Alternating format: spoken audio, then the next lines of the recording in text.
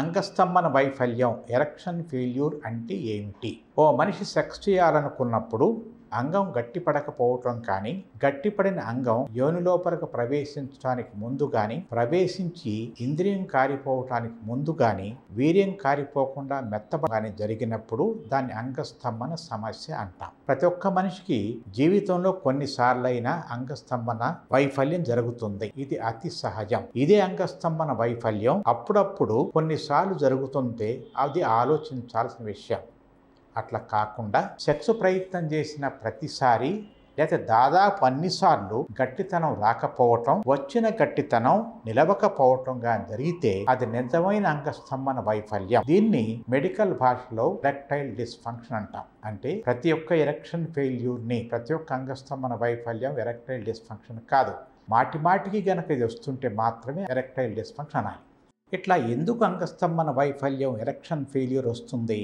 మనిషి లోపల ఒంట్లో ఉన్నటువంటి జబ్బుల వలన రావచ్చు, మనసు లోపల ఉన్నటువంటి భయాందోళన వలన రావచ్చు, స్త్రీ పురుషుల సంబంధాలు సరిగా లేకపోవటం వల్ల రావచ్చు, ఆయన యొక్క అలవాట్ల ద్వారా రావచ్చు, మీ చుట్టుముట్టిన సమస్యల వలన కావచ్చు. కుర్రవాళ్లలో మొదటిసారి సెక్స్ చేసేటప్పుడు కానీ, ఎప్పుడైనా కానీ ఒకసారి అంగస్తంభన ఫెయిల్ అవ్వటం అంటే ఎరెక్షన్ ఫెయిల్యూర్ అవటం చాలా సహజమైందే. అంటే ఎప్పుడైనా ఒకసారి కుర్రవాళ్లలో అంగస్తంభన వైఫల్యం రావటం చాలా సహజమైందే. వీళ్లలో 10 మందిలో ఒకళ్ళకి మాత్రమే, అంటే 10% మందికి మాత్రమే శరీరంలో ఒక జబ్బు, ఒక లోపం ఉంటది. మిగతా 90% మందికి ఏ విధమైన లోపం ఉండదు. రెండో విధంగా కుర్రవాళ్లలో దాదాపుగా ప్రతిసారి అంగస్తంభన వైఫల్యం వచ్చే వాళ్ళల్లో కూడా 4 ఒకళ్ళకి మాత్రమే వాళ్ళల్లో ఏదో ఒక జబ్బు వలన అంగస్తంభన వైఫల్యం కలుగుద్ది. అంటే 75% మందిలో అంగస్తంభన వైఫల్యం కలగటాని కోసమని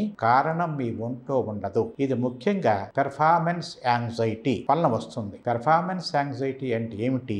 ఉదాహరణకు, ఇంతకు ముందు మీరు ఎప్పుడైనా సెక్స్ లోపల ఫెయిల్ అయ్యారనుకోండి, మళ్ళీ రెండోసారి సెక్స్ చేయటానికి పోయినప్పుడు ఇంతకు ముందు ఫెయిల్ అయింది గుర్తుకొచ్చి దాని గురించి భయపడి ఇప్పుడు అంగస్తంభన రాకపోవచ్చు. ఇది చాలా సహజంగా చాలా ఎక్కువ మంది ఇట్లానే వస్తూనే ఉంటుంది. తన ఒంట్లో ఉండే జబ్బుల వలన వచ్చే వాళ్ళు తక్కువ, ఎక్కువ మందిలో మానసిక స్థితిని బట్టి, పెర్ఫార్మెన్స్ యాంగ్జైటీని బట్టి వస్తనుకున్నాం. కానీ దీనికంటే ముఖ్యమైనది ఇంకోటి ఉంది. అదేమిటంటే సిచ్యువేషన్స్. కుర్రవాడల్లో చాలా మందిలో, ముఖ్యంగా వివాహానికి ముందుండే సెక్స్ సంబంధాల్లో అంగస్తంభన వైఫల్యం రావటానికి చాలా చిన్న చిన్న కారణాలు మాత్రం ఉంటాయి. సెక్స్ చేసే సరైన చోటు లేకపోవటం, సరైనంత ఏకాంత సమయం దొరక్కపోవటం, అబ్బాయికి బెరుకుతనం, పట్టుబడతానేమోనని భయం, ఆ అమ్మాయి భయపడటం, సహకారం అందించకపోవటం, లేకపోతే ఆ అబ్బాయి శక్తి అంతా ఆ అమ్మాయిని బతిమిలాడుకోవటానికి, ఒప్పించుకోవటానికి అయిపోవటం. ఇక ఆ అమ్మాయికి ఏమైనా గర్భిణీ వస్తేమో, నాకేమన్నా సుఖవ్యాధులు వస్తాయేమో అని భయాలు. ఇవన్నీ తాత్కాలికమైన పరిస్థితులు మాత్రమే. ఇక పెద్దవాళ్లలో మాటిమాటికి వచ్చే సెక్స్ సంబంధించిన సమస్యల్లో 4 3 అంటే 75% మందికి ఏదో శరీరానికి సంబంధించిన కష్టం ఉంటుంది, జబ్బు ఉంటుంది. మిగతా 15 మంది లోపల భార్యాభర్తల మధ్య సంబంధాలు సరిగా లేకపోవటం, భార్య సెక్స్లో సహకరించకపోవటం, భార్య సెక్స్ లోపల కష్టం రావటం, లేకపోతే జీవితంలో ఉండే కష్టాలు, ఇబ్బందులు కారణం కావచ్చు. ఇక వీటన్నిటినీ సమప్ చేసి చెప్పటాని కోసమని యువకుల్లో సెక్స్ వైఫల్యాలకి కారణం మీ శరీరం కాదు. 90% మందికి మీ మనసు లోపల ఆందోళనలు, పరిస్థితులు అనుకూలించకపోవటం, అమ్మాయి సహకారం అందించకపోవటం కారణం.